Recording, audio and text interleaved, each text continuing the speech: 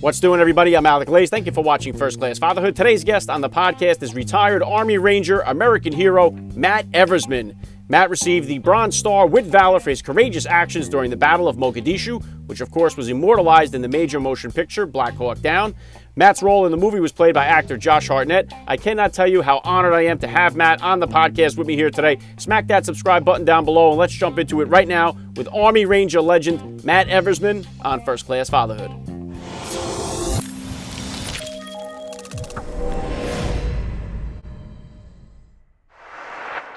Joining me now, First Class Father Matt Eversmann. Welcome to First Class Fatherhood.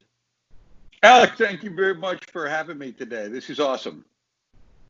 Yeah, big honor for me. Let's start like this. How many kids do you have and how old? I am blessed. My wife and I are blessed with a 17-year-old daughter. We have one, and she is just spectacular, as all of our children are. And I think sometimes I forget that, you know, an only child isn't just a third adult. Like, we talk to her about so many smart things in life. It's quite amazing. But I digress to that question, man. We have one beautiful 17-year-old daughter. Awesome. What type of sports or activities is she into? She is a 6'2" volleyball player. She's a middle blocker, but I like to call her a middle assassin because she is just, she is just freaking danger on the front line. But we love it. We love volleyball. Love watching her grow as an athlete. And yeah, I mean, we're in the time right now, unfortunately, that the COVID put the kibosh on pretty much this entire club season. But we're working our way through. Yeah, everybody's spring sports got destroyed because of the COVID. So if you could, Matt, please just take a minute here to hit my listeners with a little bit about your background and what you do. Yeah, so I was a career soldier. I spent 20 years and a couple of months in the gun club and retired in 2008. And I will say, after an amazing career, and I say amazing because I loved the Army. I loved being a professional soldier. I loved the national mission. And then I came out and, like a lot of soldiers, try to find that new, what am I going to do when I grow up?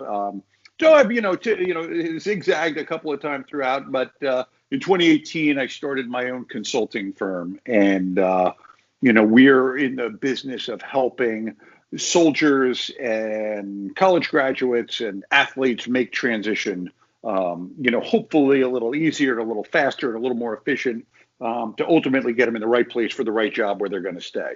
So one other thing of note is I'm literally in the last couple of days of final edits on a book that James Patterson and I are doing about soldiers that's going to be released in January or February of 2021. So yeah, well, that's incredible, Matt. I really look forward to that coming out. And so I know you said your daughter's 17. So about how old then were you when you first became a dad, and how did becoming a father kind of change your perspective on life? Yeah, so 2022, I was 36, right? Yeah, I was 36, and unbelievable change. And, I feel like a broken record, particularly, as we talk about other fathers and listen to other people on your show. But, when Molly Eversmann came to this world, 6 weeks early, a breached baby, emergency C-section kind of thing, all the things that I had learned in combat and in the Army about what a tough guy I was, and, how I thought that I was so strong, I realized I was absolutely just, weak and just puny compared to this young girl that started out fighting from day one. And, Alec, like everybody, you're the love you have for your child immediately. This bond between father and daughter, it's, I dare say, unbreakable. I mean, you would immediately go lie down in traffic for this beautiful human being that you're halfway responsible for. So anyway, it was a long-winded answer, sort of Dr. Phil-like to your question, but fatherhood is the most dramatic change. It's the most welcome change. It's been again, next to marriage, it has been just an unbelievable, eye-opening experience of unbridled love, I guess, that I would never have thought existed until I became a parent. Yeah, very well said, Matt. And so, obviously, then when the Black Hawk Down incident happened, you weren't a dad yet, and then you continued to serve, obviously throughout your career here. So, what were like the major differences for you as far as serving in the Army before you became a father, and then after you became a father and deployed? Yeah, man. Well, I tell you, when we went to Mogadishu in 1993, not only was I not a father, I wasn't even married. Because I had sworn, while I was on active duty, that I'd never get married because I felt at the time that, you could be a really good leader and a door kicker, or you could be a really good husband and father, but it's really hard to do them both. So going to Mogadishu, sort of selfishly, like I only had to worry about me, I mean, I really wasn't, although my parents, and my brothers and sisters were there, but it was really, my focus was 100%, on the mission. And that sounds a little cliche, but, I didn't have any other influences. You fast forward to 2006 when we deployed. Now I'm married with a, 3-year-old going on 4-year-old daughter. And man, it really, really, really was hard for me. I would only speak for me, for no other soldier. I was more. I can honestly say, Alec, I was more sad about missing my wife and daughter than I was fearful of the enemy. And if you remember 2006-07, this during the surge, that was a pretty nasty time over in Iraq. But that pain of being separated and what turns out to be 15 months was it was horrible, and I'm a first sergeant now. I can't even imagine what some of the younger soldiers went through. But my answer really is that succinct. Back to this love portion, I just the horror and the pain of missing them was greater than anything I ever could have imagined. And I think it became this idea of being able to focus back on the mission that kind of pulled me back from missing them so much. If that makes sense, I don't know. It was a horrible time, and I'm very selfishly, I'm glad I only had to do one deployment as a dad before I retired. Yeah, I can't even imagine, Matt, what that's like to be away 15 months from your family like that. And it's one of the many reasons why I do have so much respect for what you guys do in the military, the men and women that serve, because it's almost impossible for you to imagine. I have 4 kids myself, and it sucks when I got to be away, more than 48 hours at my job. It's incomprehensible to be away that period of time. Plus, without you guys, we wouldn't really stand a chance in this world. So we need you. And it's just incredible what you guys go through. And I know that now the technology's made it a little bit simpler, so at least, or a little bit better, where you can still communicate at a better rate, FaceTime and stuff like that. So I know that's made it a little bit simpler here. What would you say are some of the top values that were important to you to instill in your daughter growing up? Yeah, boy, that's a great, great question. That there's probably not enough time in the day to go through because, prioritizing. But I think there's a couple of things that Tori, my wife, and I have both tried to instill in Molly all the way around. And I think the first one has been civility. This idea that we have to respect one another.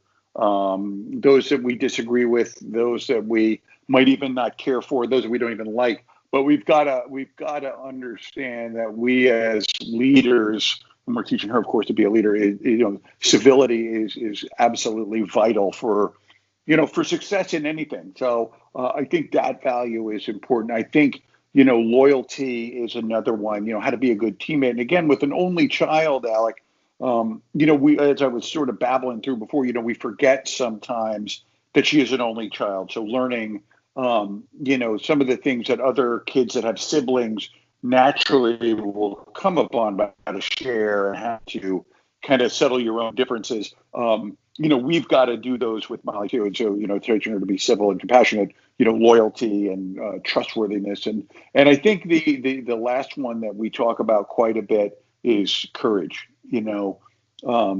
Physical and moral courage, which, I love my mom and dad and my parent, my siblings, but nobody ever really sat down and talked to me about, hey, what does it mean to you to be courageous? And I'm hopeful, like we all are as dads, that it's sticking. And I'd like to say I've seen it in action already, but time will tell when we get in a crisis. But yeah, I think civility and courage are probably the two biggest ones. Yeah, very well said, Matt. And I know it's two big ones that we need right now, just in our country as a whole. I mean, we really do need it. And what would you say then? Has your daughter seen the movie Black Hawk Down? Did she have her? Did you sit down and watch that with her? What was her reaction to seeing that and seeing what you went through? Yeah, literally, we watched it. So she just turned 17 in April, so we watched it just before she turned 16. And we had made that decision. We, didn't want her to watch it because it is clearly pretty violent. And having her dad as a character, all the obvious things. So we watched it together. That was the deal. It's like when it's time to watch it, we'll all watch it together. And as you might imagine, she was quite moved. A lot of tears, a lot of big hugs. Hard to explain to a 16-year-old, let alone to some 36-year-olds. How this not only the foreign policy aspect of it, but down to what soldiers are doing on the ground and kind of the reality of combat. And I think that was something that she just couldn't comprehend, that her father had been through something like that, let alone any other soldier. But I tell you, I can honestly say, though, you can see, as a father, when your child is moved by something, and that movie did have an impact on her, and her discussions about, service to the country and the military, sort of blossomed from that without any conversation from her dad or her mom. So I think that's good, that it got her thinking in a bigger picture about what young people need to do. And by no means is this like, hey, Molly's going to go, join the army, but she's very interested in the foreign service, and she's very interested in international affairs. And she's very intelligence work. So, who knows? But I think that movie did have a pretty, impactful. She said she'd never watch it again, which I understand too. My wife said the same thing. But it was, and I have to be candid too. It's such a surreal position to be in, Alec. And you don't know me, none of your listeners know me personally, but to say, hey man, what's it like watching a movie where you're a character in it, and you're watching it with your daughter for the first time? I mean, it's like, oh my gosh, like that you could build conversation much better with a lot of alcohol, I think, to explain. But overall, I think it was good for both of us. Yeah, and Matt, the movie was very impactful for so many people. I'm sure it's responsible for a lot of people who ended up joining the military as a result of that. I know I've spoken to several service members that movie did make a big impact on their life, and it's hard to watch that movie and not get emotional about it. Just the heroism that was involved from so many of the guys. And one of the and plus I've had the honor of having Mike Durant from the mission on the show here. I've read the book, obviously seen the movie, so it's been a big part of my life, and one of the best movies I've ever seen. So I really it's an honor for me to have you here today, and thank you for your service. I don't think I've been able to say that yet. And what about one of the things I like to ask, especially you military dads here now, is Army Rangers, tough guys, a lot of discipline. What type of disciplinarian are you when it comes to being a father, and is it different than the discipline style that you grew up with? Yeah, man. Now that's another fantastic question, because I would suspect that everybody wrestles with that. First of all, none of us. I certainly never wanted to even come close to sort of the. We always use the Great Santini as the as the doggone barometer. That level. It's like, man, let's not be that guy. And so it can't just be complete, hedonism, so to speak. And I can see how both of those, happen after 20 years of, strict attention to detail and, the regimented lifestyle and all that kind of stuff. we've really, and I have to, include my wife because it's a team effort here, on the discipline with Molly, and it's a lot of thought before, we got into that stage where we really had to sort of maybe clamp down. And, our whole idea was, you know what, let's never forget that we're parents and we have the obligation and the duty to keep her safe from whatever perils are out there, literally and figuratively. Second of all, let's always be encouraging. And again, this idea, not that everybody gets a trophy kind of encouragement, but you can shoot for the moon in everything you do. And so, as opposed to my mom and dad, whom I love, and I preface this by saying I love and adore my parents, who were far quicker to say no just because than to say yes. We've tried to strike that balance, in between. But definitely, if I have to confess, I'm probably a little more of a pushover than Tori is with Molly, but she's a good kid, so she doesn't push it too much. But the answer, I guess the heart of the question is, we realize, man, you can't be in this day and age completely empirical about everything. There's some hardline safety kind of constraints you got to put in. There's some encouragement, constant encouragement. Go skin your knee, go out and skin it again, and let's develop you to be a little tougher. But from a disciplinarian perspective, Alec, I can knock on wood, say we've really never had to. We've been very blessed that Molly has been a good student, good teammate. Always, maybe it's a function of encouragement, is always sort of looking to do the right thing. And I'm not saying that she doesn't get into mischief, but it's really, we've just sort of taken it a day at a time. And then I share this with you, which I think sums it all up. When Molly was born, like I said, 6 weeks early up in Baltimore, and her doctor was at Johns Hopkins, her pediatrician, and I'll never forget, as new parents, we're like, holy mackerel. I mean, she's six weeks early. She's so small. She's so frail, all this kind of stuff. And, the pediatrician said, he's like, listen, man, at the end of the day, you can't hug her enough. And he said it just very matter of factly. And I'm like, man, brilliant, absolutely brilliant. No matter what you do, you hug your child. Hug your child. You can never hug them enough. And we're clearly big huggers in the Eversmann family. So I find it that hugging's better, sense of discipline and everything than making her do push-ups. So that's the answer I'm giving you today. Yeah, good stuff, Matt. And one of the things that makes me cringe, my youngest, I have 3 boys and a girl. My girl is my youngest. She's my baby. So it makes me cringe to think of her in these teenage years and everything that comes along with that. Has your daughter hit the dating scene, and how have you handled that so far? Yeah, no, I scare them away. I just scare those boys away. I totally do. I mean, I know what those knuckleheads are up to. Interesting though, not so much. Now, I will say this last, clearly 2020, junior year, really this lockdown put the squash on, an awful lot of events that teenagers should be doing.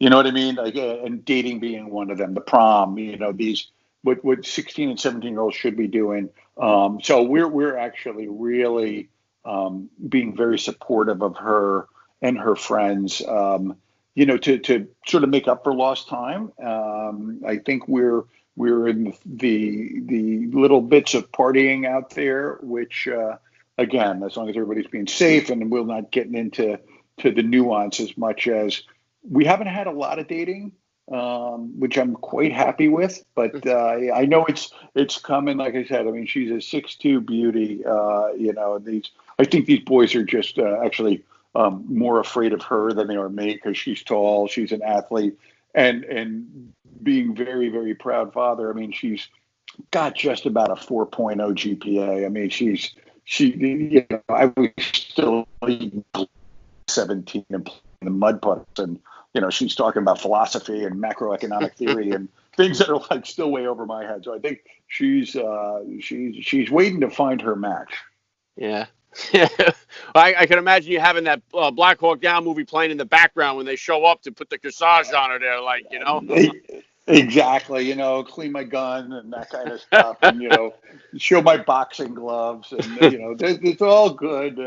It's all good stuff. But I don't know. Boys are knuckleheads too down here. I don't know. We're in South Florida, and I think some of these boys are a little slow on the draw too. I think they expect girls to sort of pursue them.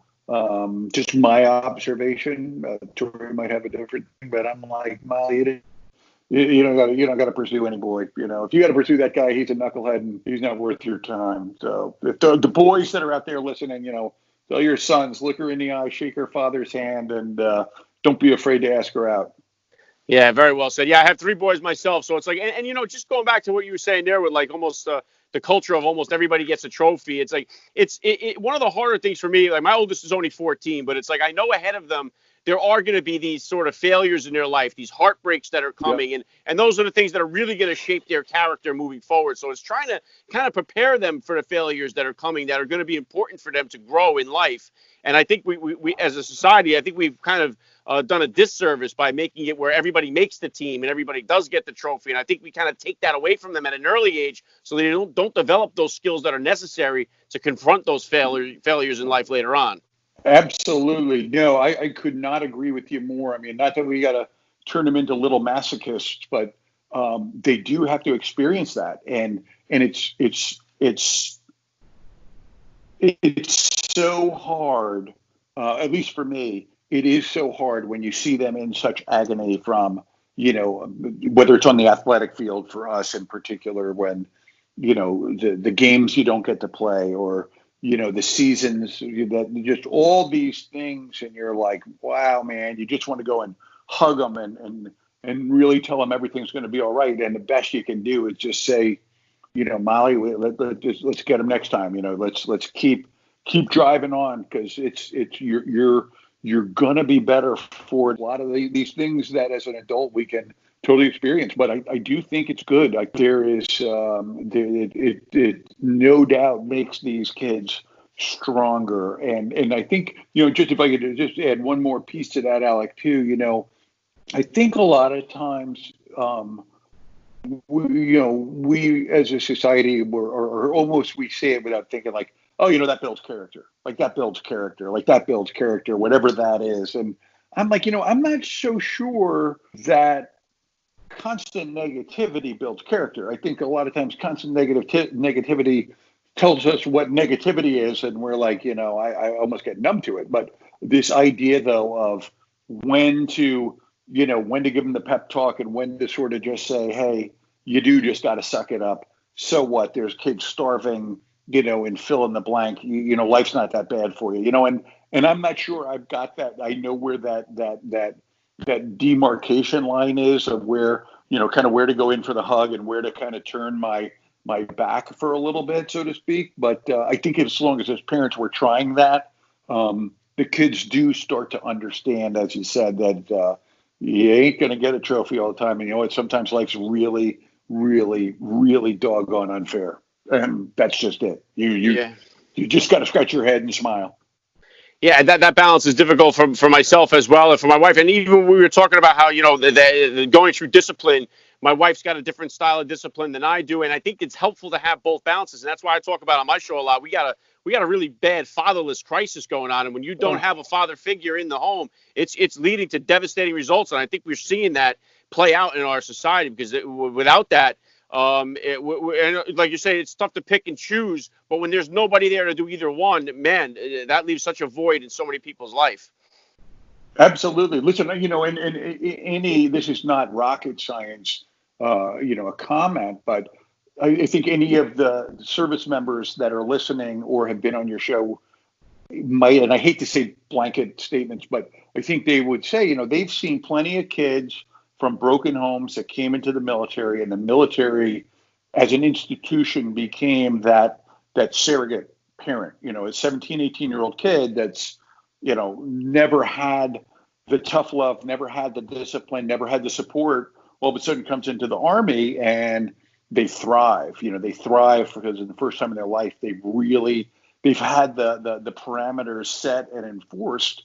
And I that's just my 2 cents. I mean, the opportunity for somebody, a parent figure, particularly a father, which we automatically think discipline, but really to be that rock. And that's by no means a backhanded compliment to single moms by any stretch of the imagination. But to your point, Alec, it is doggone. We are at a crisis. We just are, and whether it's philosophical or psychological or theological, lens that we're looking at. These young kids need both parents. They really, really do. And the deadbeats out there, there's a special part of hell for you, and you're gonna roast, and that's just my 2 cents. But anyway, I couldn't agree with you more. Yeah, and I've had so many Navy SEALs on the show here, and it's like quite a few of them have come from that without having a father figure in their life, and they found it through the military. You can only wonder what would have happened to those type of guys had they found that father figure in the street and in the gangs and in the stuff like this. I mean, God only knows. We know what they're capable of. So it's like in the military, like you said, it does provide that sort of fatherish figure for so many men and women out there, and it's good to find that outlet rather than, like I said, find it in the street. So. What's next for you here now, Matt? Obviously, a military career is in the books here. You got the consulting going on. What's next for you? What are the goals and plans you have for the future? Yeah. So, well, thanks for asking. So, like I said, I just finished this book with Jim, and probably sometime this fall we'll kick off another one. We had a good time doing this, and go to kicking around some ideas to do a second book. Done some. I'm trying to build some online leadership and team oriented curriculum that and not in lieu of doing things face to face, but through this consulting business, what I found was that not only can you not scale a one-man show, but even prior to COVID, it's like people, adults that are doing any kind of professional development need to have the ability to do it online at their convenience. So I had hoped to have this done in sometime in 2020, but it's probably going to be more like 2021. But the short answer is, man, I'm always one lesson I learned out here, and it was a hard one, but once I learned it, it was really great. Was just keep your eyes open, and it's okay if you have a curvy road instead of a straight one. And so when opportunities present itself, I'm the first to say yes. So I love sort of being a nomad, and man, we've been talking about maybe doing a documentary. There's just I'm saying yes to a lot of things, so it's all good, man. But number one thing I always love though is being a husband and a father. Yeah, good stuff, man. We definitely need your voice right now. We need your leadership, need the leadership skills. So I think it's important what you're bringing to the table here. And the last thing I'm going to hit you with, I'd love to ask all the dads that I get on the podcast, what type of advice do you have for the new dad or for that about-to-be father who's out there listening? Yeah, so I would totally, first of all, plagiarize what Molly's pediatrician said, and that is, you can't hug your child enough. And the second thing I would tell you, new dads or soon-to-be dads, is don't worry. Whatever you're experiencing, you're not the first one going through it. And these magnificent creatures that God has given us are stronger than you think. And if you ever have a question, don't be afraid to ask somebody that's been down that road before, because I'm telling you, you're not alone. And it is kind of welcome to this brotherhood, because it's a great club to be a member of. Yeah, very well said, Matt. This has been a big honor for me. I got to say, Matt Eversmann, you're a first-class father all the way, and thank you so much for giving me a few minutes of your time here on First Class Fatherhood. All right, my man. Thank you, Alec. Have a great day, and thanks for all you're doing. And keep promoting this message, because it's an important one.